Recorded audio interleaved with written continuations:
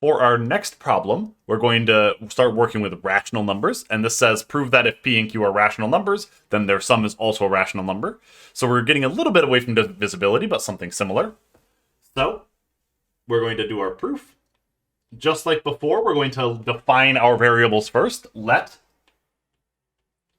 P and Q be rational numbers. So P and Q be in the rational numbers. This means that I can write them as a ratio of two integers. Thus, lots of integers exist. There exists A, B, C, and D in the integers such that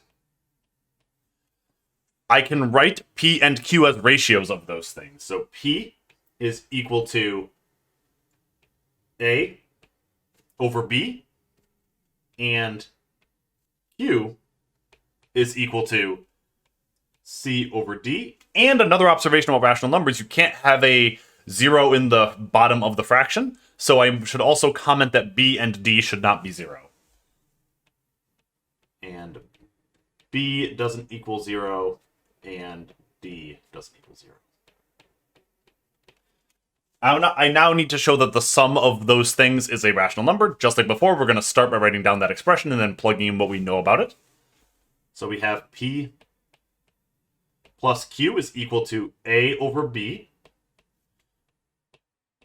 plus C over D. And now I need to find a way to express this as a single fraction, because rational numbers can be written as a fraction where the numerator and denominator are integers. So it's now an algebra problem, like before. I'm going to get a common denominator. The first one I would multiply by D and have AD over BD. The second one I would multiply by B and have BC over BD. And now I add those things.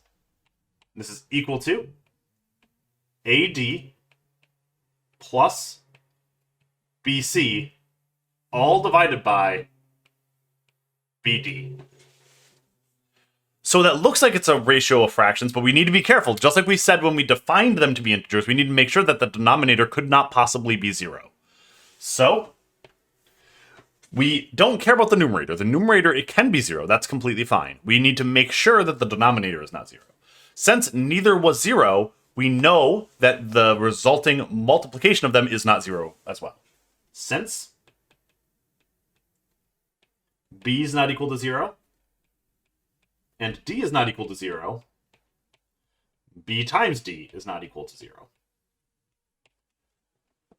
Furthermore, the integers are again closed under multiplication and addition, which means that the numerator and denominator are both integers. Further,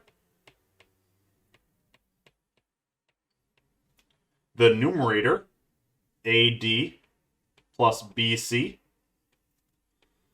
is an integer, and BD is an integer.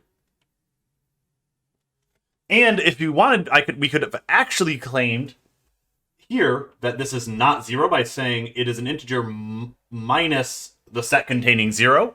Therefore, we're eliminating 0 as a possibility for that multiplication. So, if P plus Q can be written as a ratio of two integers, which we've just claimed it can be, then it must be a rational number. Therefore,